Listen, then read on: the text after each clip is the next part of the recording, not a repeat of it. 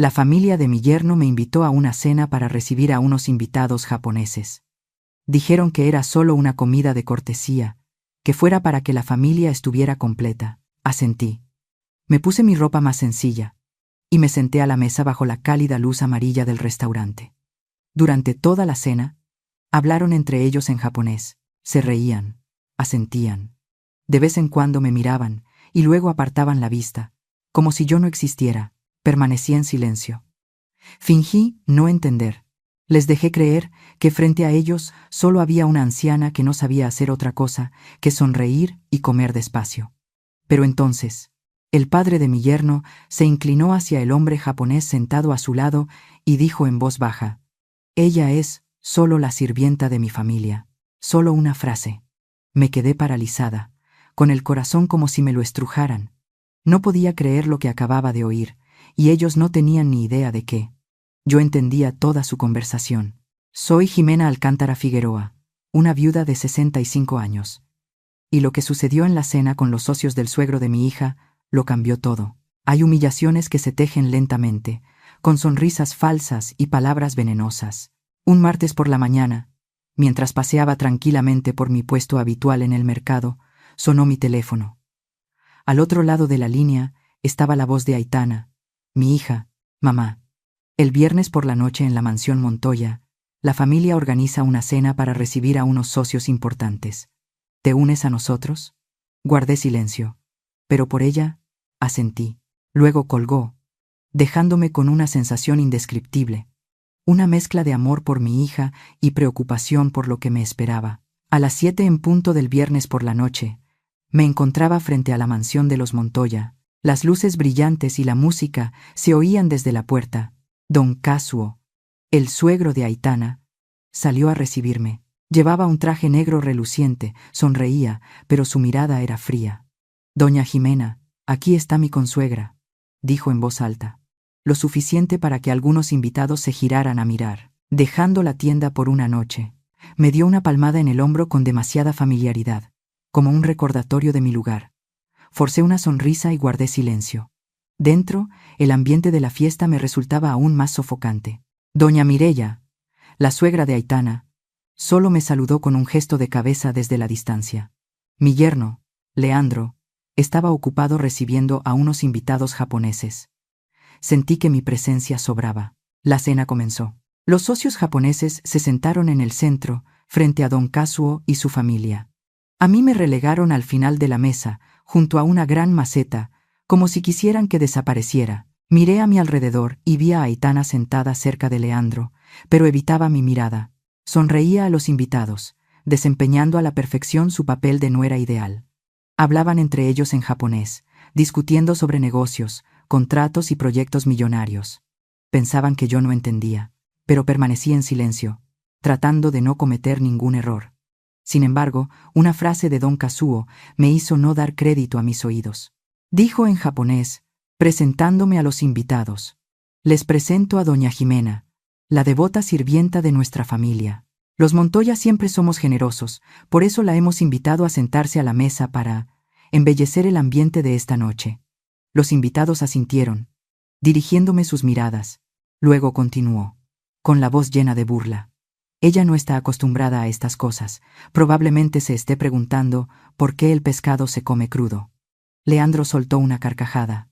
«Seguro que piensa que es un desperdicio de comida, padre».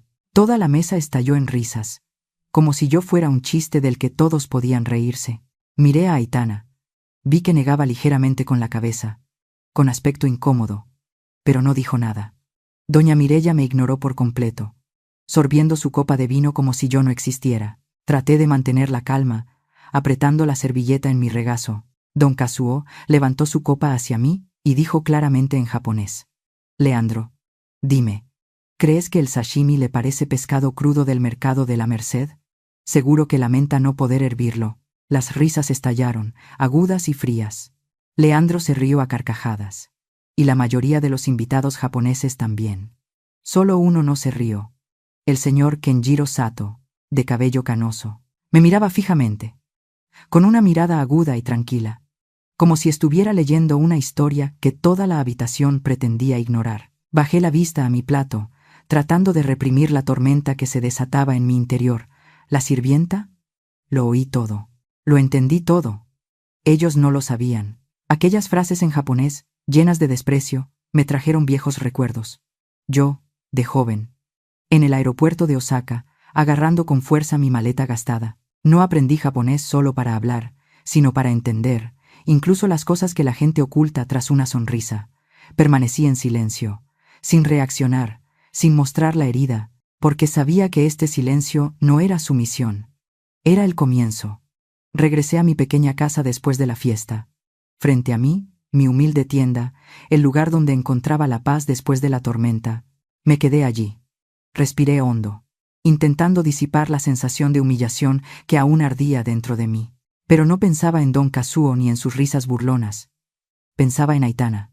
Me acerqué a la pared donde colgaba una vieja foto descolorida. En ella llevaba a Aitana a la espalda, ambas sonriendo radiantes en medio de un mercado rural. Tenía solo 4 años, con las mejillas sonrosadas y los ojos brillantes. Al mirar la foto, sentí que se me encogía el corazón.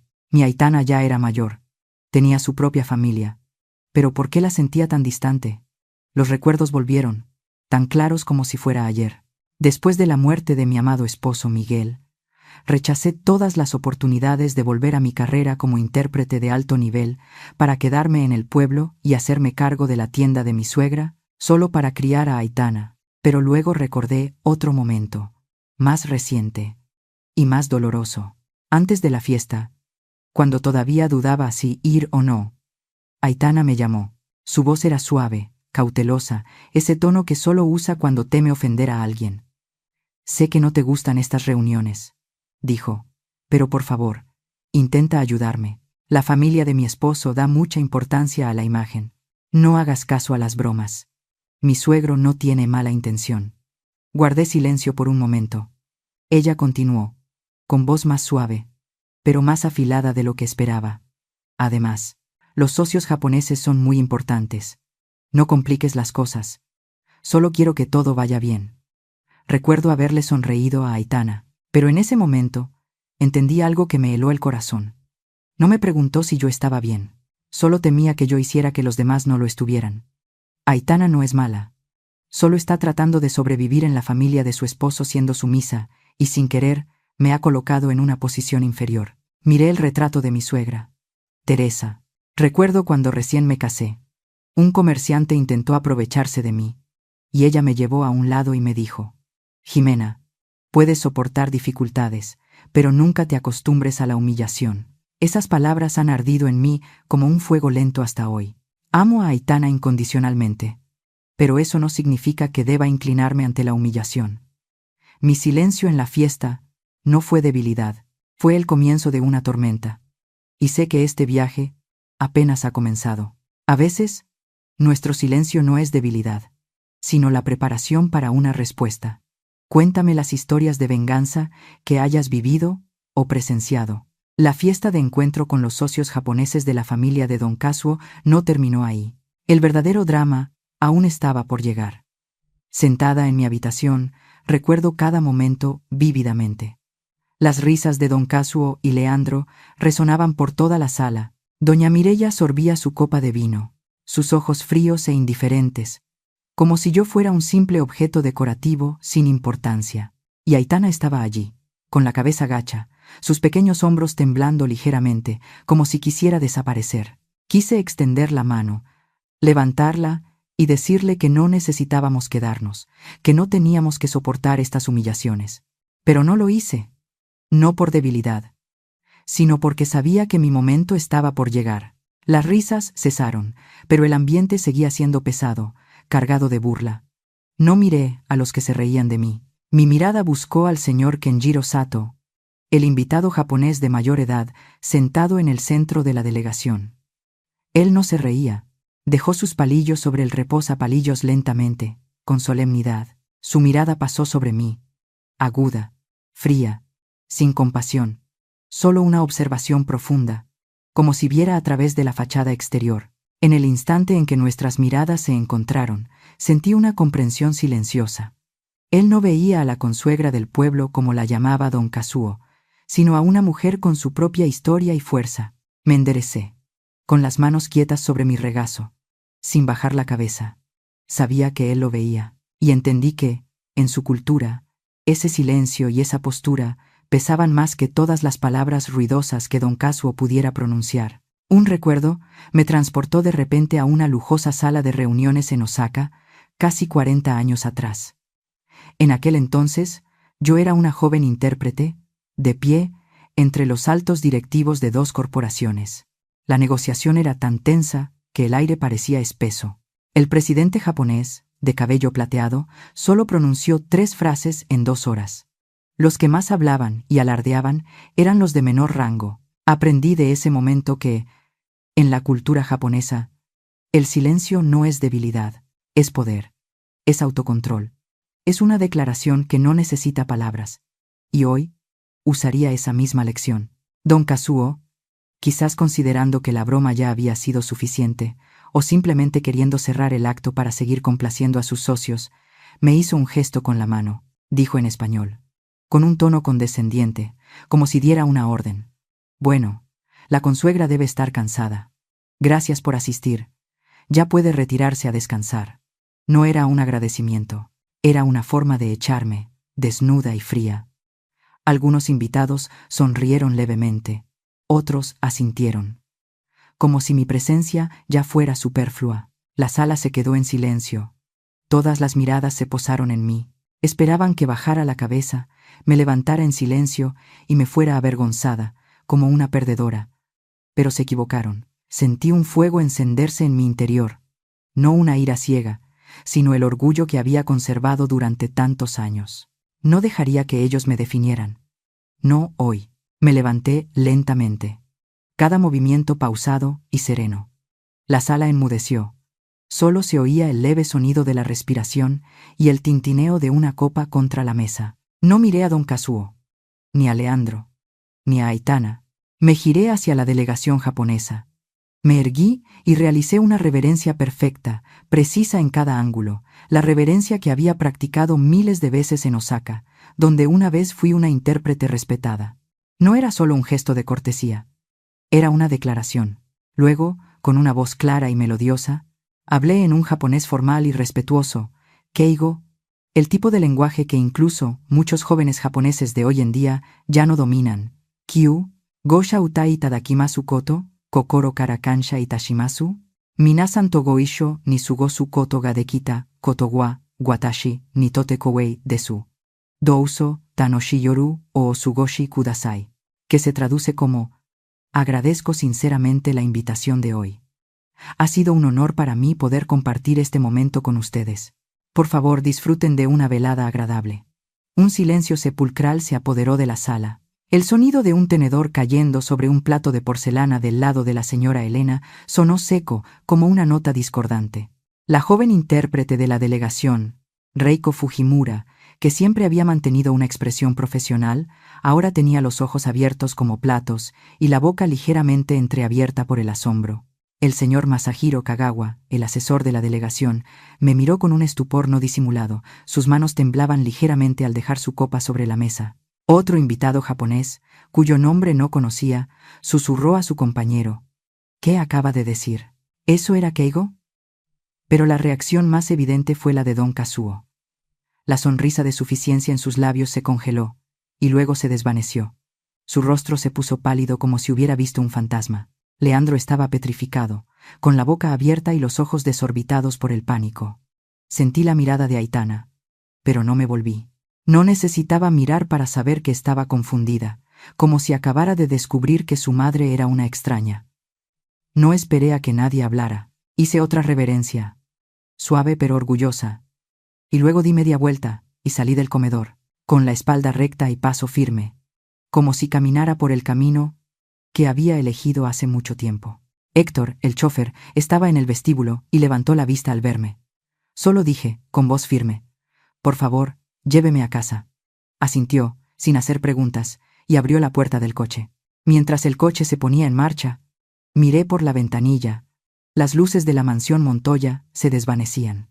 No lloré, tampoco sentí ira. Dentro de mí había una extraña calma, como si acabara de recuperar una parte de mí misma, esa parte que había olvidado desde mis días en Osaka, cuando solía estar en medio de poderosas salas de reuniones y pronunciar palabras que podían cambiar destinos. Pero sabía que esto no había terminado. Don Kazuo y Leandro se equivocaron al pensar que yo era solo una madre de pueblo. Me subestimaron. Y el precio a pagar vendría de su propia arrogancia. No necesitaba venganza. Solo necesitaba ser yo misma. Y todo se pondría en su lugar.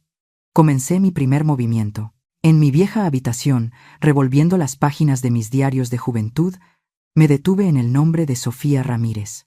Sofía y yo fuimos jóvenes intérpretes, llenas de ambición en Osaka. Juntas superamos largos días en sofocantes salas de reuniones, donde una palabra equivocada podía hacer caer un contrato millonario. Después de mi regreso a México, Sofía continuó su camino, y ahora es dueña de una pequeña consultoría especializada en el mercado asiático. Hacía casi 10 años que no nos comunicábamos, pero sabía que si alguien podía ayudarme en este momento, era Sofía. Tomé el teléfono, mis dedos se deslizaron sobre las teclas, con una ligera vacilación. Era tarde, pero no podía esperar más. Después de unos cuantos timbres, una voz familiar sonó. Un poco ronca, pero aún llena de vida. Sofía al habla. Sofía. Soy Ximena, dije, con voz tranquila, pero sin ocultar la urgencia. Hubo un momento de silencio al otro lado de la línea, luego una exclamación. Dios mío. Ximena. ¿Desde dónde llamas? ¿Qué pasa para que llames a estas horas? Su voz era una mezcla de sorpresa y curiosidad, como si nos hubiéramos despedido ayer. Necesito que me ayudes con algo, fui directa al grano. Está relacionado con una delegación de empresarios japoneses. Los nombres son Kenjiro Sato y Masahiro Kagawa. Sofía guardó silencio por un segundo, luego rió suavemente. Ay, sigues con tu estilo de ir directa al grano. De acuerdo, cuéntame. ¿Es algo serio? No le conté toda la historia de la cena. No quería involucrar a Sofía en mis sentimientos personales. Solo dije que la familia de mis suegros estaba en medio de un gran negocio con la delegación japonesa y que tenía un mal presentimiento sobre ellos. Necesito saber más sobre Sato y Kagawa, dije. Cualquier información que puedas encontrar sobre su empresa, su forma de trabajar y también cómo evalúan a sus socios. Sofía no hizo más preguntas. Era lo suficientemente inteligente como para entender que no llamaba solo por curiosidad. Envíame la información, dijo, con un tono a la vez burlón y decidido. A ver qué puede encontrar la reina de la interpretación de cabina de antaño. ¿Todavía conservas esa mente aguda, Ximena? Sonreí. Por primera vez esa noche. Ya verás, Sofía. Un recuerdo me transportó a una negociación en Puebla, muchos años atrás, cuando aún trabajaba como intérprete freelance. Era la adquisición de una fábrica textil. La parte mexicana estaba impaciente, presionando constantemente. El señor Álvarez se volvió hacia mí, con voz irritada. Pregúntales si están de acuerdo con este precio, Ximena. Rápido. Pero entendí que el silencio de la delegación japonesa no era ni un sí ni un no. Estaban considerando algo más, algo que nadie decía. Respiré hondo. Me volví hacia el señor Álvarez y le dije en voz baja: Señor, todavía no les interesa el precio. Están preocupados por el sindicato. Hablemos de la estabilidad para los trabajadores. El señor Álvarez me miró como si acabara de decir una locura, pero siguió mi consejo. Y eso fue lo que salvó el contrato. Desde ese día, entendí. Mi trabajo no es solo traducir palabras, sino traducir culturas, traducir intenciones. Una pequeña desviación es suficiente para que todo se derrumbe. A la mañana siguiente, abrí la tienda como de costumbre. El sol de la mañana entraba por la ventana, iluminando los frascos de especias en los estantes. La señora Carmen, la vecina que vende fruta enfrente, vino corriendo con un mango maduro en la mano. Oye, Ximena, pareces pensativa. ¿Está todo bien?, preguntó, con sus ojos curiosos fijos en mí. Solo una mala noche, Carmen. Sonreí, tratando de mantener un tono ligero. ¿Quieres un poco de té de hierbas nuevo? Acabo de recibir una manzanilla muy aromática. La señora Carmen sonrió, pero su mirada seguía siendo inquisitiva. Guardas muy bien los secretos, Ximena, pero sé que algo pasa. Cuando quieras hablar, ven a verme, ¿de acuerdo? Me guiñó un ojo y volvió a su puesto. Mantuve todo como de costumbre, pesando semillas de chía, ordenando verduras, charlando con los clientes. Pero mi mente no dejaba de dar vueltas. No necesitaba pruebas de la humillación. Había oído claramente cada palabra de don Kazuo. Lo que necesitaba era una confirmación de la sospecha que había surgido en mí a partir de la mirada del señor Kenjiro Sato durante la cena. El honor en los negocios para los japoneses no es algo con lo que se juega. Don Kazuo no solo me humilló a mí, se humilló a sí mismo frente a las personas a las que más quería impresionar. Sabía que el señor Sato y el señor Kagawa lo habían visto, simplemente no lo habían dicho todavía. Al mediodía, mientras limpiaba el mostrador, sonó la campanilla de la puerta. Un niño, el nieto del señor Mateo, entró corriendo, sin aliento. Señora Jimena, mi abuelo dice que hoy entregará las verduras un poco tarde, ¿está bien? Está ocupado ayudando a mi papá a arreglar el coche. No hay problema, Juanito, respondí, dándole al niño una batata asada del horno. Dile a tu abuelo que se tome su tiempo. Puedo esperar. El niño sonrió de oreja a oreja y salió corriendo. Al verlo, recordé a Aitana cuando era pequeña, siempre aferrada a mí en la tienda, pidiéndome que le contara historias de mis viajes lejanos. Ahora, ella estaba en un mundo diferente, y yo tenía que hacer todo lo posible para protegerla, no solo de las humillaciones, sino también de su propia ceguera. Volví a casa. Saqué mi vieja agenda de contactos una vez más, y anoté algunos otros nombres a los que podría contactar. No estaba segura de lo que Sofía encontraría, pero sabía que tenía que actuar, no por venganza, sino para proteger mi propio honor y para que Aitana entendiera que, aunque la amaba incondicionalmente, no dejaría que nadie, ni siquiera la familia de su esposo, pisoteara mi autoestima. Esa noche me senté junto a la lámpara amarilla, releyendo un viejo libro sobre la cultura japonesa. Las palabras me recordaron los valores que una vez aprendí: el honor, el respeto y el poder del silencio. Sabía que don Kazuo había cometido un grave error, y no tendría que hacer mucho. La verdad encontraría su propio camino para salir a la luz, como siempre lo hace. Si algún día te encuentras en una situación como la mía, en la encrucijada entre exigir justicia y dejarlo todo por los lazos familiares, ¿qué elegirías? Cuéntame las historias de tu familia. Estoy dispuesta a escuchar con todo mi corazón. 2 días después de la fiesta, un lunes por la mañana tranquilo, mientras ordenaba unos paquetes de té de manzanilla en el estante, sonó el teléfono. El suave aroma de las hierbas aún flotaba en el aire, y el sol de la mañana entraba por la ventana, iluminando las motas de polvo suspendidas. Descolgué, y la voz de Sofía Ramírez sonó, con una urgencia profesional.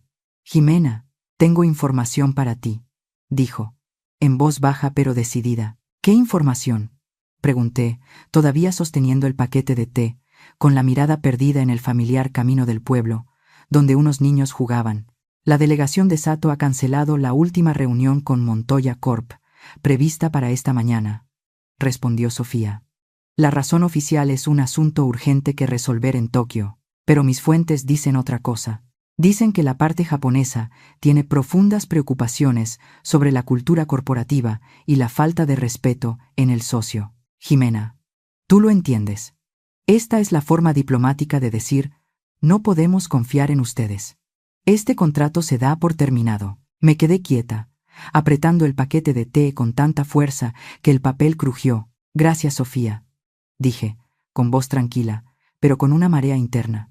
«Me has ayudado mucho». «Jimena, ¿estás bien?», preguntó Sofía. Su voz se suavizó, llena de preocupación. «Sé que no me lo has contado todo, pero si es algo grave, dímelo. ¿De acuerdo?» «Estoy bien», respondí, sonriendo, aunque sabía que no podía verme. «Sigue con tu trabajo, Sofía. Te llamaré». Colgué, dejé el teléfono sobre el mostrador y miré hacia afuera. No sentí alegría, ni satisfacción.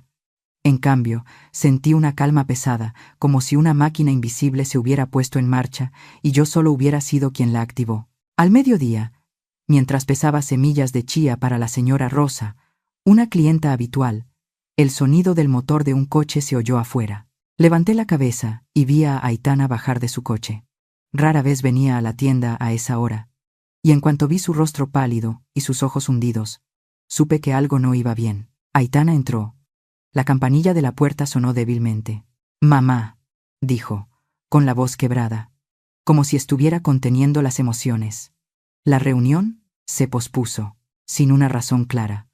Mi suegro ha estado llamando toda la mañana, pero su intérprete solo dice que los jefes están ocupados. Miré a mi hija, con el corazón encogido, pero mantuve un tono suave. Vaya, hija. Seguramente tienen algo que hacer. Aitana se acercó al mostrador, con las manos entrelazadas, con una mirada inquisitiva. Mamá, ¿qué les dijiste esa noche? ¿Por qué en japonés? Asustaste a todo el mundo. Su tono no era de curiosidad, sino que tenía un matiz de acusación, como si yo fuera la causa de todo el lío. No respondí de inmediato. En cambio fui a la pequeña cocina, serví una taza de té de flor de loto de la tetera aún caliente. Bebe esto, dije, colocando la taza frente a ella. Bebe para calmarte. Los negocios no siempre salen bien. Aitana miró la taza, pero no la tocó. Mamá, hablo en serio, dijo, con la voz más alta. Leandro dice que todos en la empresa están en pánico. Creen que tú hiciste algo para causar un malentendido. ¿Puedes decirme algo? La miré directamente a los ojos, con el corazón oprimido. Aitana, la hija por la que había sacrificado toda mi vida, ahora estaba aquí, mirándome como a una extraña. Solo los saludé cortésmente. Aitana, dije, con voz serena, si eso los asustó, entonces quizás el problema no sea mío. Mi hija bajó la cabeza. No dijo nada más, pero vi cómo sus hombros temblaban ligeramente. Se dio la vuelta y se dirigió a su coche sin probar el té. Mientras el sonido del coche se alejaba, me quedé inmóvil, sintiendo como si hubiera perdido una parte de mí misma. En los días siguientes el ambiente en el pueblo comenzó a cambiar. La señora Carmen, la vecina que vende fruta, vino a la tienda una tarde, con una cesta de naranjas frescas. Jimena, ¿te has enterado?, preguntó, con voz excitada. Mi sobrino, el que trabaja de jardinero para los Montoya, dice que el señor Kazuo rompió una maceta cara solo porque no le devolvieron una llamada. Toda la familia está hecha un lío. Sonreí, tratando de mantener la compostura. Vaya, Carmen, seguramente está estresado. ¿Qué estrés, ni qué estrés?, resopló la señora Carmen, colocando la cesta de naranjas en el mostrador. ¿Sabes? Esto me parece muy extraño. De repente, la delegación japonesa guarda silencio. No hay más reuniones. ¿Sabes algo, Ximena? No me lo ocultes. Reí suavemente y negué con la cabeza. Tú preocúpate de vender tus naranjas, Carmen. Solo soy una tendera. ¿Qué voy a saber yo? Pero por dentro lo sabía todo. El silencio de la delegación japonesa no era una coincidencia. Habían visto la verdadera naturaleza de don Kazuo. Y yo, a mi manera, les había ayudado a verlo más claramente. Un recuerdo me transportó de repente a una tarde en Osaka, cuando Miguel vino a buscarme. Estaba en medio del aeropuerto, con una bolsa de semillas de maíz de la tierra de su familia. Sus ojos brillaban de amor. Aquí eres una excelente intérprete, dijo, con voz sincera, pero en casa, quiero que seas la reina de mi corazón y de nuestro hogar. Miré el bullicio de Osaka, los rascacielos, las reuniones tensas, y luego lo miré a los ojos. Decidí dejar atrás ese brillante pasado, no por fracaso, sino porque quería una felicidad más tranquila y duradera. Esta tienda, este pueblo, fue mi elección, no mi exilio. Ese fin de semana, sonó el teléfono mientras limpiaba el mostrador. Era Leandro. Su voz estaba llena de frustración, sin el titubeo de la vez anterior. Señora, no sé qué intenciones tiene, dijo casi gruñendo, pero su comportamiento en la cena ha causado un malentendido muy grave. Los socios japoneses creen que nuestra familia no está unida. ¿Sabe lo grave que es esto? Mantuve la calma, aunque sentía una oleada de ira. Solo lo saludé cortésmente, Leandro. Respondí. ¿Acaso la cortesía es un problema ahora? No es una cuestión de cortesía, interrumpió Leandro, alzando la voz. ¿Usted habló en japonés? Les hizo pensar que nuestra familia no los respeta. ¿Puede explicarlo? No tengo nada que explicar, dije, todavía con voz serena. Si crees que yo soy el problema, díselo a tu padre. No te lo impediré. Colgué antes de que pudiera decir más, con el corazón apesadumbrado pero sin remordimientos. El pánico de los Montoya había comenzado. Sabía, por la mirada del señor Sato, por el silencio de la delegación japonesa, que don Kazuo se había cavado su propia tumba. No necesitaba hacer nada más. La verdad, como solía decir mi suegra, siempre encuentra la manera de salir a la luz. Los días posteriores a la fiesta, el ambiente en el pueblo comenzó a volverse sofocante. Sentía las miradas curiosas, los susurros a mis espaldas cada vez que iba al mercado. Don Kazuo, al no poder contactar con la delegación japonesa, eligió la forma más sucia de actuar. No se enfrentó a mí directamente.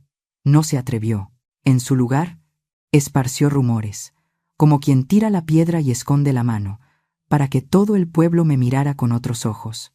El miércoles por la mañana temprano, mientras ordenaba unos manojos de cilantro en el estante, el señor Mateo, el proveedor de verduras, entró en la tienda.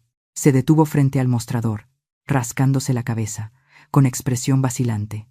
«Señora Ximena», dijo, en voz baja como si temiera que alguien lo oyera, «he oído algo en el mercado del pueblo. Dicen que está resentida con su rica familia política y que por eso arruinó intencionadamente su negocio».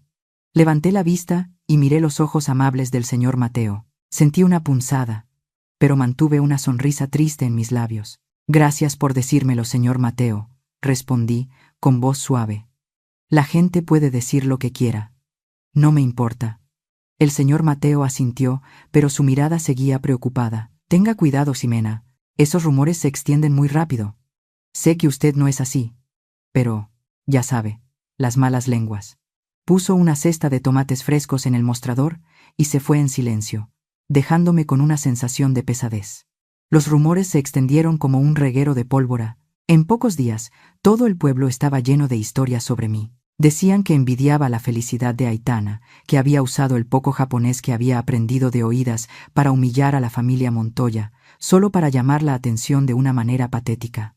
Algunos incluso inventaron que no podía soportar que mi hija viviera mejor que yo, y que por eso intenté sabotearla para traerla de vuelta a este pobre pueblo. Esas palabras, aunque intenté ignorarlas, eran como agujas clavándose en mi corazón.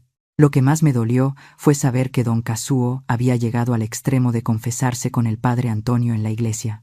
La señora Carmen, la vecina de la frutería, me lo contó una tarde, con voz indignada.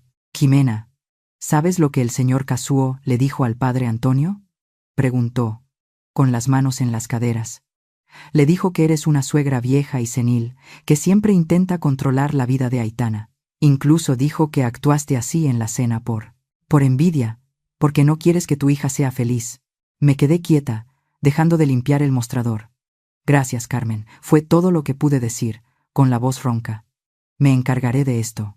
«¿Cómo te encargarás?», insistió la señora Carmen, con los ojos brillantes de curiosidad. «¿Qué vas a hacer, Ximena? No dejes que te pisoteen así». «No dejaré que me pisoteen», respondí, con voz tranquila pero firme. «Pero lo haré a mi manera». La señora Carmen me miró, asintió y volvió a su puesto. Pero sabía que quería oír más. Esos rumores maliciosos, aunque dolorosos, no fueron lo que más me hirió. Lo que me desgarró el corazón fue que Aitana, la hija a la que había amado y protegido toda mi vida, creyera esas mentiras. Esa tarde, se puso a llover. Las pesadas gotas golpeaban el techo de chapa, creando una música triste. Estaba haciendo inventario cuando oí pasos afuera. Aitana apareció, de pie bajo el alero, sin entrar. Estaba empapada, el pelo pegado a la frente, pero no estaba segura de si temblaba de frío o de rabia. «¿Ya estás contenta?», fue lo primero que dijo, con voz cortante, llena de reproche. Salí y me puse frente a ella, mirándola directamente a sus ojos llorosos. «¿De qué estás hablando, Aitana?», pregunté, tratando de mantener la calma, aunque mi corazón latía con fuerza. «Todo el mundo está hablando de ti», casi gritó Aitana. Las lágrimas brotaban de sus ojos. «Dicen que estás arruinando mi felicidad. Leandro y su padre han tenido que soportar mucho por tu egoísmo. ¿Por qué lo hiciste? ¿Solo porque no te sentaron en el centro de la mesa? ¿Solo porque no soportas verme vivir mejor que tú?». Cada palabra de Aitana era como un cuchillo, más afilado que los insultos de don Kazuo. Sentí un dolor agudo en el pecho, como si alguien me estuviera estrujando el corazón. Esta era la hija por la que había pasado noches en vela, arreglando un techo con goteras, por la que había contado cada centavo para que fuera a un buen colegio, por la que había sacrificado mi juventud para que tuviera un futuro brillante. Y ahora estaba aquí, acusándome por mentiras. «Aitana», dije. Mi voz también temblaba, ¿De verdad crees que tu madre es así? Me miró. Las lágrimas corrían por sus mejillas, pero su mirada estaba llena de confusión. Ya no sé qué creer, gritó. Solo sé que desde que hiciste esa locura, mi vida se ha puesto patas arriba. Luego se dio la vuelta y corrió bajo la lluvia, dejándome petrificada bajo el alero, el sonido de la lluvia ahogando todos los demás sonidos. Me quedé allí, viendo cómo su figura desaparecía en la lluvia, sintiendo como si el mundo entero se hubiera derrumbado. Había soportado insultos, miradas de desprecio, pero nada dolía tanto como que mi propia hija, a la que más amaba, me diera la espalda. Quise correr tras ella, abrazarla, decirle que nunca quise hacerle daño, pero no lo hice. No porque estuviera enfadada, sino porque sabía que Aitana necesitaba tiempo para ver la verdad. La lluvia y el dolor me trajeron un viejo recuerdo de mi suegra, Teresa. Muchos años atrás, un comerciante deshonesto nos entregó menos mercancía y luego insistió en que sus libros estaban correctos. Todos en el mercado me dijeron que lo dejara pasar, porque ese hombre era conocido por causar problemas. Pero Teresa no lo hizo. No discutió, no levantó la voz.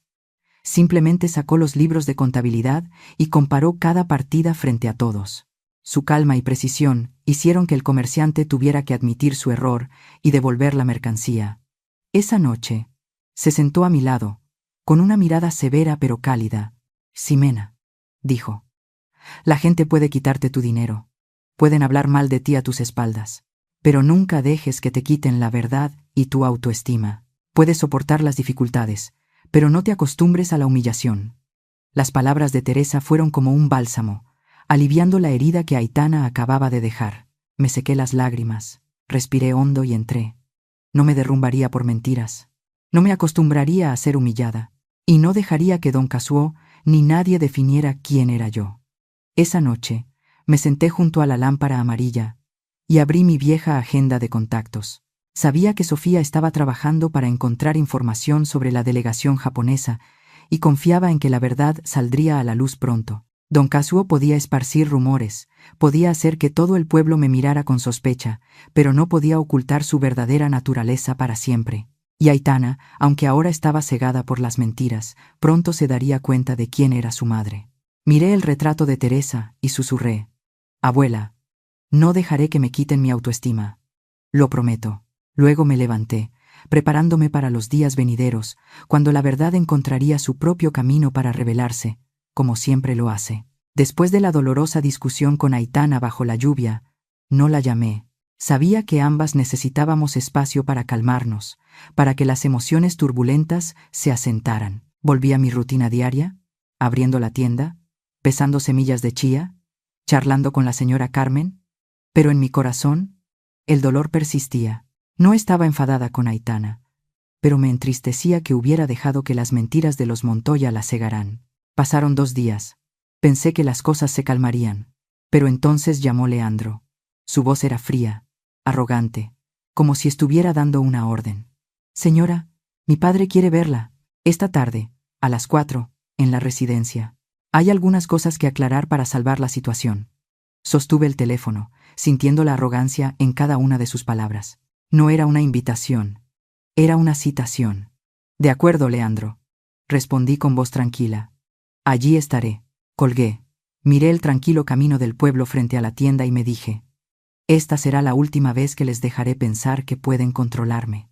A las 4 en punto, estaba frente a la puerta de la mansión Montoya. Héctor, el chófer, abrió la puerta del coche, pero no me miró a los ojos, como si estuviera avergonzado de presenciar lo que estaba por suceder. Entré en el salón, donde toda la familia Montoya me esperaba, dispuestos como en un tribunal.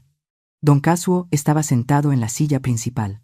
Su traje negro brillante no ocultaba la tensión en su rostro. Doña Mireya estaba a su lado, jugando con un collar de perlas, sus ojos afilados y fríos. Leandro estaba de pie, con los brazos cruzados junto a la chimenea, su expresión rígida, y Aitana, mi hija, estaba sentada en un pequeño sillón en un rincón de la habitación, con los ojos hinchados y la cabeza gacha, como si no se atreviera a mirarme. Don Casuó habló de inmediato, sin un saludo, su voz tan afilada como un cuchillo. «Señora Ximena, pensaba que era una persona razonable, pero sus acciones han causado un daño irreparable. Los socios japoneses han cortado toda comunicación. Todo por su inoportuna exhibición. Doña Mireya añadió, con una voz suave pero llena de veneno, como una serpiente escondida en la hierba. Hemos intentado apoyar a Aitana y a su familia. Pero quizás usted no está acostumbrada a nuestro mundo, señora Jimena. Un saludo equivocado puede arruinar una fortuna. Me senté allí, con la espalda recta, las manos cuidadosamente colocadas en mi regazo, escuchando cada palabra. No solo querían que me sintiera avergonzada, querían que me arrodillara y pidiera perdón, querían que admitiera que era una anciana de pueblo que había arruinado accidentalmente sus negocios. Leandro se acercó, tratando de parecer conciliador, pero su voz todavía tenía un tono de superioridad. Mamá. Nadie quería que las cosas llegaran a este punto, dijo, evitando mirarme directamente a los ojos. Papá solo quiere que admita su error. Redactaremos una carta de disculpa para los japoneses, explicando que estaba un poco confundida por la edad y no entendía el contexto. Apenas podía creer lo que oía. Querían que me declarara una anciana senil, querían que sacrificara el último ápice de mi honor para salvar su acuerdo. Miré a Aitana, esperando que levantara la cabeza, que dijera algo para defenderme, pero ella solo se quedó allí, llorando en silencio, con las manos apretadas. Esa imagen me dolió en el corazón, pero también despertó una fuerza que había dejado de lado durante mucho tiempo. Los recuerdos volvieron, tan claros como si fuera ayer. Recordé el día en que mi suegra, Teresa, falleció. Tenía 35 años, Aitana apenas 10. Sola organicé el funeral, me hice cargo de la tienda y la eduqué. Hubo noches en las que, agotada, me sentaba junto al mostrador, mirando a mi hija dormir mientras las lágrimas corrían por mi rostro. También hubo hombres que se ofrecieron a protegerme, pero los rechacé a todos. Mi honor no era algo que nadie me concediera. Lo construí con noches en vela, con manos callosas, con un amor incondicional por Aitana. Y hoy, no dejaría que nadie me lo arrebatara. Respiré hondo, sintiendo la fuerza de ese recuerdo extenderse por todo mi cuerpo. Miré directamente a don Kazuo, mi mirada firme. Señor Montoya, comencé, con voz completamente tranquila. No estoy confundida, y no actué de manera incorrecta. Me volví hacia Leandro, mi voz todavía serena pero aguda. Y yerno, no necesito que salves nada. Toda la habitación quedó en silencio, como si el aire hubiera sido succionado. Miré directamente a don Kazuo, y en un japonés perfecto y claro, dije, enfatizando cada palabra: Soshite watashi tachi mo, kyo no yoru no, doutoku teki na kasarimo no toshite, koko ni ite, kureta gihutsu, no haha, ni kansha, shinakereba narimasen. Y también debemos agradecer a la consuegra por estar aquí esta noche, como un adorno moral. Eso es lo que dijo de mí, ¿verdad, señor Kazuo? La expresión de suficiencia en el rostro de don Kazuo se derrumbó. Abrió la boca, pero no pudo pronunciar palabra, su rostro pálido como si lo hubieran abofeteado. Leandro parecía como si le hubiera caído un rayo, con los ojos desorbitados y la boca abierta. Doña Mireya, por primera vez en la conversación, perdió su indiferencia. El collar de perlas en su mano temblaba ligeramente. Aitana levantó la cabeza. Las lágrimas corrían por sus mejillas, su mirada llena de asombro. Me levanté, me ajusté el chal, mi voz aún manteniendo la calma. Escuché y entendí cada una de sus despectivas palabras. Dije, mirando a cada persona en la habitación. Guardé silencio, no porque no entendiera, sino porque no podía creer que la familia de mi hija me tratara de esa manera. Mi honor, lo construí yo misma, y no merezco ser tratada así. Nadie se atrevió a hablar. Salí de la habitación, con la espalda recta, cada paso firme. Al pasar junto a Aitana, vi que me miraba, ya no con una mirada acusadora, sino con una de despertar, como si acabara de darse cuenta de quién era su madre. No me detuve, no miré hacia atrás. Había dicho todo lo que tenía que decir. Al salir, Héctor abrió rápidamente la puerta del coche. Esta vez me miró con un toque de respeto. Me senté en el coche y a través de la ventanilla vi cómo la silueta de la mansión Montoya se desvanecía. No sentí satisfacción, pero sí alivio. Había recuperado mi honor, no rebajándolos, sino manteniéndome erguida y diciendo la verdad. Si alguna vez has tenido que luchar por tu cuenta para defender lo que es justo, comparte tus historias de venganza en los comentarios. Quizás eso motive a alguien más.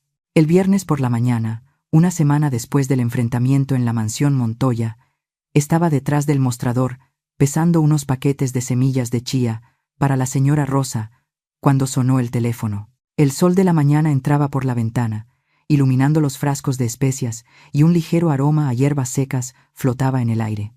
Descolgué. La voz de Sofía Ramírez sonó, emocionada pero aún muy profesional. «Ya es oficial, Ximena», dijo rápidamente. «El Grupo Sato ha enviado un comunicado interno. Han cesado la colaboración con Montoya Corp y han firmado un memorando de entendimiento preliminar con otro socio en Guadalajara». Me detuve, dejando el paquete de semillas de chía sobre el mostrador. Un sentimiento difícil de nombrar surgió en mi pecho.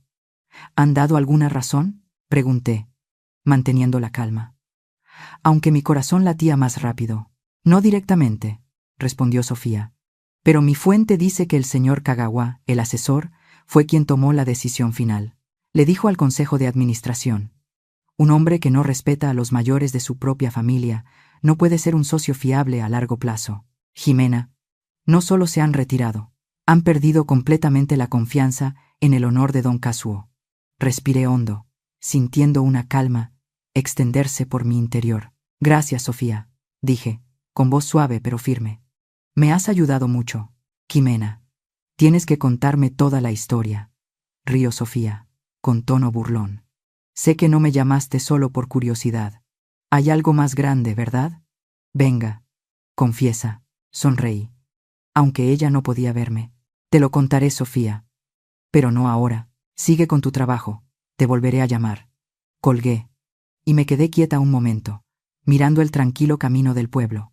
No sentí satisfacción, no sentí victoria. En cambio, sentí una profunda paz, como si me hubiera quitado un peso invisible de encima. Un recuerdo me transportó a una tarde en Osaka, cuando trabajaba para un director japonés.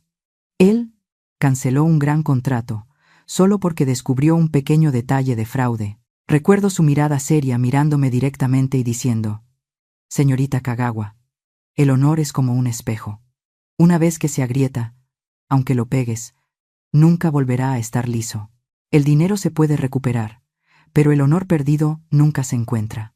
Esas palabras resonaron en mí durante años, y en este momento iluminaban el camino que había elegido. La noticia del colapso del acuerdo del siglo se extendió rápidamente. No leí los periódicos, pero la señora Carmen, la vecina de la frutería, vino corriendo a la tienda al mediodía, con un periódico financiero que le había dado su hijo. «Ximena, ¿has leído esto?», preguntó, emocionada. «Ricardo Morales, el famoso periodista económico, ha escrito un largo análisis sobre los Montoya. Cuestiona su capacidad y su llamada estabilidad cultural. Dicen que las acciones de su empresa se han desplomado». Eché un vistazo al periódico. Vi el gran titular: «Montoya Corp. ¿Es suficiente la reputación para retener a los socios internacionales?». Sonreí y le devolví el periódico a la señora Carmen. «Gracias. Pero no me sorprende», dije, con voz suave. «Lo que tenga que ser, será». «Ay, Ximena, qué tranquila estás», exclamó la señora Carmen con las manos en las caderas. «Todo el pueblo está revolucionado. Dicen que los Montoya están hechos un lío. ¿Sabes algo? Cuéntamelo». Reí suavemente y negué con la cabeza. «Tú preocúpate de tus frutas, Carmen. Solo soy una tendera. ¿Qué voy a saber yo?». Pero por dentro, lo sabía todo. Las consecuencias no se detuvieron en el artículo del periódico. El señor Mateo, el proveedor de verduras, me contó que los Montoya habían cancelado un gran pedido para un evento que iban a celebrar por el contrato. «Dicen que ya no lo necesitan», dijo el señor Mateo, con pesar. «Pero es extraño, Ximena. He oído que el banco les está apretando con las deudas. ¿Es verdad?». «No lo sé, señor Mateo», respondí, ofreciéndole una taza de té. «Pero no se preocupe, sus verduras se venden bien aquí». Él sonrió, pero su mirada seguía llena de curiosidad. «¿El sobrino de la señora Carmen, el joven que trabajaba de jardinero para los Montoya, también le contó que no le habían pagado a tiempo? Dice que el señor Kazuo está siempre de mal humor», me susurró la señora Carmen mientras compraba un paquete de té de manzanilla. «Como si todo el mundo estuviera en su contra. Ximena, ¿crees que esto tiene que ver contigo?». Solo sonreí. sin responder. No necesitaba confirmar lo que decían. La caída de don Kazuo no fue causada por mí. Él mismo destruyó su reputación. Y el mundo solo le estaba devolviendo lo que había sembrado. Una noche, mientras cerraba la tienda, el padre Antonio pasó, su sotana negra ondeando al viento. Se detuvo, con una expresión de disculpa, muy diferente a su habitual confianza. Señora Ximena, dijo en voz baja, he oído otra versión de la historia. Pido disculpas si he juzgado precipitadamente. Don Kazuo vino a verme. Habló de usted. Pero ahora me doy cuenta. Quizás me equivoqué. Lo miré, con expresión serena. No se preocupe, padre. Respondí. La verdad siempre encuentra la manera de salir a la luz. El padre Antonio asintió, como si quisiera decir más, pero se contuvo. Es usted una mujer fuerte, Ximena, dijo antes de irse. Que Dios la bendiga. Me quedé allí, viendo cómo su figura desaparecía, sin ningún resentimiento. No necesitaba la disculpa del padre Antonio, pero era una señal de que la verdad estaba saliendo a la luz, como el sol a través de las nubes. Volví adentro, me senté en mi familiar silla de madera, la suave luz de la lámpara amarilla me envolvía. No sentí regocijo al oír hablar de la caída de don Kazuo. No necesitaba regocijarme, no me había vengado, no me había rebajado para responder. Simplemente me negué a ser la víctima, y el mundo se había reordenado por sí solo. Pensé en Aitana, en su mirada atónita durante el enfrentamiento. Sabía que estaba luchando consigo misma, con lo que había creído, y lo que poco a poco se estaba dando cuenta. No estaba enfadada con ella, pero sabía que, para convertirse en una mujer fuerte, Aitana necesitaba aprender a enfrentar la verdad. Como lo había hecho yo. Me levanté y fui al rincón de la casa donde el retrato de Teresa seguía en el pequeño altar. Encendí una vela. La luz parpadeante iluminó su fotografía. Abuela, susurré, he mantenido mi autoestima. He hecho lo que me enseñaste. Y en ese momento, sentí una profunda paz, como si ella me estuviera sonriendo desde lejos. Varios días después de que la noticia de la caída de los Montoya se extendiera por todo el pueblo, estaba detrás del mostrador, ordenando los frascos de especias, cuando oí pasos afuera. Al levantar la vista, vi a Aitana al final de la calle. Acababa de bajar del coche. Esta vez, no entró corriendo como de costumbre. Aparcó lejos, caminó hasta la tienda, mezclándose con la gente sencilla. Sentí una punzada en el corazón. Esa imagen me recordó a la Aitana de antes, cuando corría por la tienda, riendo a carcajadas. La campanilla de la puerta sonó familiarmente cuando Aitana entró. No dijo nada. Solo miró a su alrededor en silencio. Su mirada recorrió lentamente los frascos de especias, los sacos de grano, los manojos de hierbas secas. Vi en ella una nostalgia, como si este lugar, donde creció, apareciera por primera vez después de muchos años. Estaba pesando semillas de chía para la señora Carmen. Ella miró a Aitana, luego a mí. Asintió comprensivamente, y se fue en silencio, dejándonos a solas. Aitana se acercó al mostrador, con las manos entrelazadas, los nudillos blancos. Mamá, comenzó, con la voz ronca, como si le costara mucho hablar. Hablé con Leandro. Le pregunté exactamente qué dijo mi suegro esa noche. En japonés. Dejé de trabajar, puse la bolsa de semillas de chía sobre el mostrador y la miré directamente a los ojos. No dije nada, solo esperé. Aitana respiró hondo. Sus ojos comenzaron a llenarse de lágrimas. Y lo admitió todo. Dijo, con voz temblorosa, cada palabra. Lo que mi suegro dijo de ti, sobre que eras un adorno moral. Leandro lo sabía todo. Y no lo detuvo. Rompió a llorar. No un llanto ruidoso, sino un llanto silencioso y profundo, como si todo el remordimiento de su corazón estuviera saliendo. Lo siento, mamá, dijo, con la voz ahogada. Siento no haberte creído. Tenía demasiado miedo. Fui demasiado débil. Dejé que te hicieran daño, y yo solo me quedé callada. Incluso te eché la culpa. Soy una mala hija. Las palabras de Aitana fueron como un cuchillo, no porque me dolieran, sino porque vi el tormento en el corazón de mi hija. Salí de detrás del mostrador, acerqué un taburete y me senté a su lado. Le di un pañuelo limpio y la observé llorar en silencio. No me apresuré a hablar, ni a consolarla. Quería que Aitana sintiera plenamente lo que estaba experimentando, para que entendiera que este arrepentimiento era el primer paso para madurar. Un recuerdo me transportó al día en que sostuve a Aitana recién nacida. Su piel estaba arrugada, rojiza, sus ojos cerrados como si no estuviera lista para enfrentar el mundo.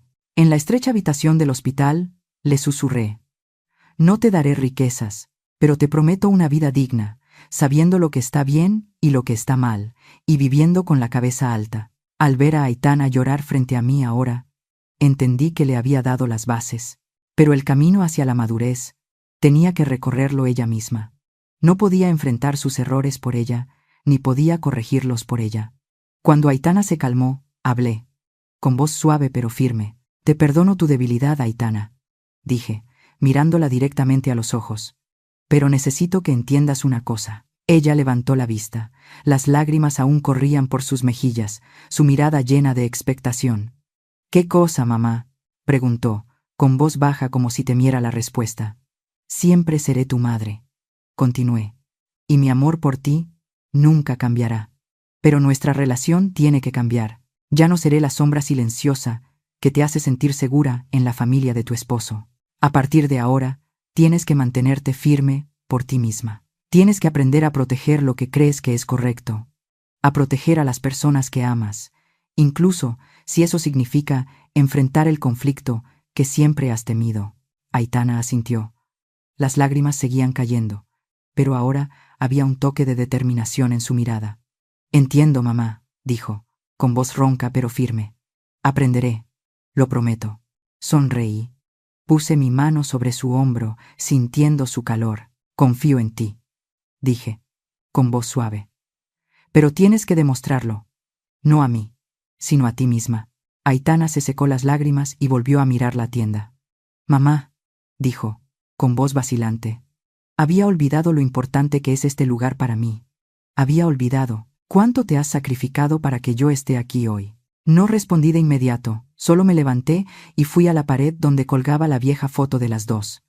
Descolgué el marco y se lo di a Aitana. Mira esto, dije, señalando la imagen de mí, llevándola a cuestas en el mercado del pueblo, ambas sonriendo radiantes. Estas somos nosotras, Aitana, vayas donde vayas, vivas como vivas. Siempre estaré aquí, esperándote, pero tienes que aprender a levantarte, para que no tenga que preocuparme de que dejes que alguien te vuelva a hacer daño. Aitana abrazó el marco. Las lágrimas volvieron a brotar, pero esta vez sonrió. No te decepcionaré más, dijo, con voz más segura. Haré que te sientas orgullosa. La abracé, por primera vez en muchos días, sintiendo una cercanía que pensé que había perdido. Siempre he estado orgullosa de ti, susurré, solo que ahora quiero que estés orgullosa de ti misma. Cuando Aitana se fue, me quedé en la puerta, viéndola caminar hacia su coche. Se dio la vuelta y me saludó con la mano, una sonrisa débil pero sincera en sus labios. Sabía que el camino de Aitana no sería fácil, pero creía que había comenzado a entender el valor de la autoestima, de la verdad y del amor incondicional que le había dado. Volví a la tienda, me senté en mi familiar silla de madera. La suave luz de la lámpara amarilla me envolvía. Miré el retrato de Teresa y susurré: Abuela, ella estará bien. He hecho lo que me enseñaste. Y en ese momento sentí una profunda paz, como si todas las dificultades que había pasado hubieran valido la pena, solo para ver a Aitana encontrarse a sí misma. Mi vida volvió gradualmente a su ritmo familiar, como un río que fluye silenciosamente a través de los campos de maíz. Cada mañana abría la tienda. El sol entraba por la ventana, iluminando los frascos de especias en los estantes. Charlaba con la señora Carmen sobre el precio de las naranjas. Pesaba mercancía para el señor Mateo y sonreía cuando los niños del pueblo pasaban corriendo, sus risas resonando en el callejón. Por la noche, me sentaba junto a la lámpara amarilla, leyendo viejos libros, dejando que mi alma se calmara. El asunto de los Montoya, que una vez fue un tema candente en el pueblo, se había convertido gradualmente en una vieja historia, como una brisa que pasa y se desvanece. Aproximadamente un mes después, en un atardecer, cuando el crepúsculo teñía de oro el camino de tierra frente a la tienda, un coche de lujo se detuvo. No era el coche familiar de Leandro, pero reconocí de inmediato el logotipo en la carrocería. El emblema de los Montoya. La puerta se abrió, y don Kazuo bajó. Parecía haber envejecido 10 años. Su espalda estaba más encorvada, su cabello tenía muchas más canas, y su rostro, una vez lleno de arrogancia, ahora solo mostraba cansancio y derrota.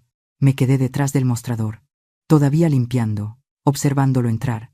El sonido de la campanilla de la puerta sonó fuera de lugar, en el espacio silencioso. Don Kazuo se detuvo frente al mostrador. Su mirada recorrió los estantes y luego se posó en mí. Después de un largo silencio, habló, con la voz ronca, como si le costara mucho pronunciar las palabras. «Señora Jimena», dijo, con las manos entrelazadas, «he venido a disculparme. Dejé de trabajar, puse el paño sobre el mostrador y lo miré directamente a los ojos. Él inclinó la cabeza, una reverencia torpe, desconocida, como si nunca antes hubiera tenido que hacer esto. Lo que dije, lo que hice, estuvo mal», continuó, con voz temblorosa. «Fui demasiado arrogante, y he pagado el precio. Lo siento, señora Ximena. Desde el fondo de mi corazón». Me quedé allí, mirando al hombre que una vez me humilló públicamente frente a los invitados japoneses, ahora de pie en mi pequeña tienda, pidiendo disculpas. No sentí satisfacción, ni triunfo. En cambio, solo vi a un hombre derrotado por su propia arrogancia, una persona que había perdido lo más valioso, el honor. «Escucho su disculpa, señor Montoya», respondí, con voz tranquila, sin la menor vacilación. «Acepto esa disculpa». No dije más. No lo consolé, ni lo recriminé. Mi perdón era para que mi propia alma estuviera en paz, no para concederle la absolución. Don Kazuo levantó la vista, un atisbo de esperanza en sus ojos, como si quisiera que dijera algo para aliviar su dolor. «Señora Jimena», vaciló, «sé que no puedo arreglar lo que pasó, pero si hay alguna manera de...». «No es necesario, señor Montoya», lo interrumpí, con voz suave pero firme. «Lo que pasó, dejémoslo pasar. Usted tiene su camino, y yo tengo el mío». Lo miré, sin ira, simplemente como una conclusión. Asintió, pareciendo querer decir más, pero se contuvo. Se dio la vuelta y salió de la tienda. La campanilla sonó, una vez más, débil, como una nota perdida. Seguí el coche con la mirada hasta que desapareció detrás de los árboles. No gané porque don Kazuo fracasó. No gané porque vino a disculparse. Gané porque nunca dejé que él, ni nadie, decidiera mi valor. Esa noche, después de cerrar la tienda, entré en el pequeño almacén de atrás. En un rincón, cubierta por una fina capa de polvo, estaba la vieja maleta que una vez llevé a Osaka. Me arrodillé. Puse mi mano sobre su superficie gastada, sintiendo los arañazos que contaban la historia de una juventud llena de ambición. Una vez pensé que mi fuerza residía en esta maleta, en el conocimiento que adquirí, en el idioma que dominaba, en un pasado glorioso que viví. Pero ahora, entendía que mi verdadera fuerza no estaba allí. Un recuerdo me transportó al aeropuerto de Osaka, donde una joven apretaba el asa de su maleta, sus ojos brillantes, con el sueño de conquistar el mundo.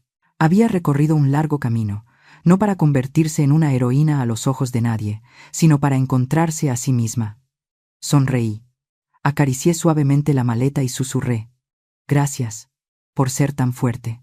Pero sabía que ya no necesitaba abrir esa maleta, ya no necesitaba llevarla a ninguna parte. Todo lo que necesitaba estaba aquí, en esta tienda, en los años que crié sola a Aitana, en las enseñanzas de mi suegra, Teresa, y en la amabilidad que elegí en lugar de la amargura. Volví a casa.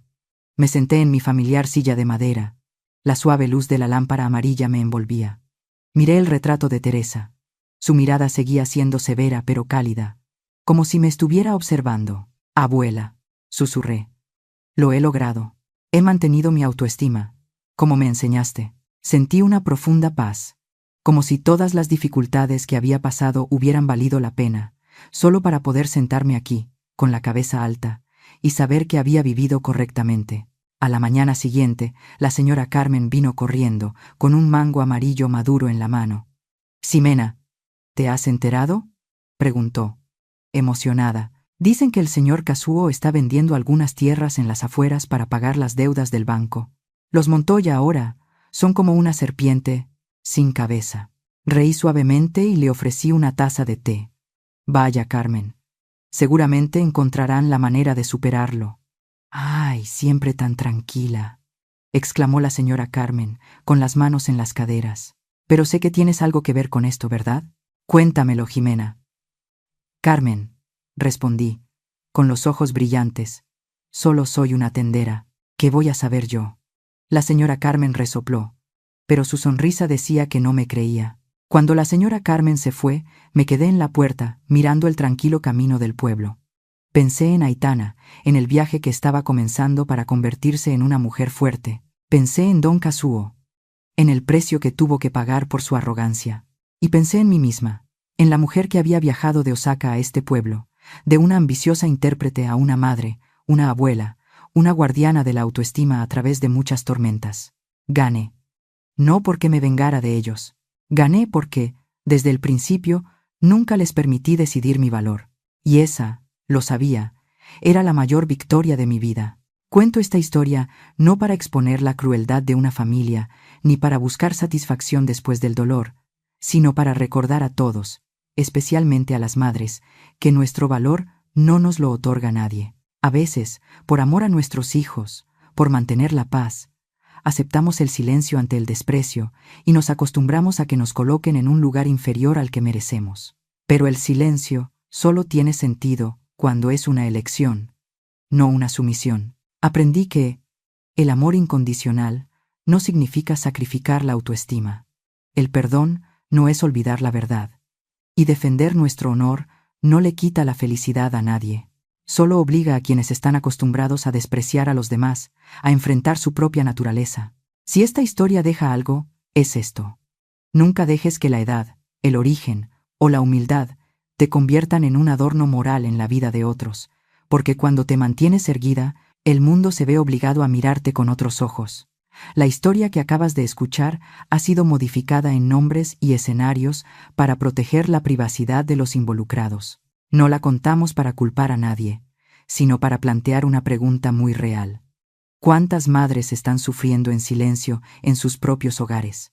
Si fueras tú, ¿elegirías el silencio para mantener la paz o te atreverías a enfrentarlo todo para recuperar tu voz y tu dignidad? Si esta historia te ha conmovido, comparte tus pensamientos en los comentarios. Y si quieres seguir escuchando historias como esta, sigue el canal Historias con Calma. Quizás la próxima historia llegue justo cuando más la necesites. Gracias por quedarte hasta este momento.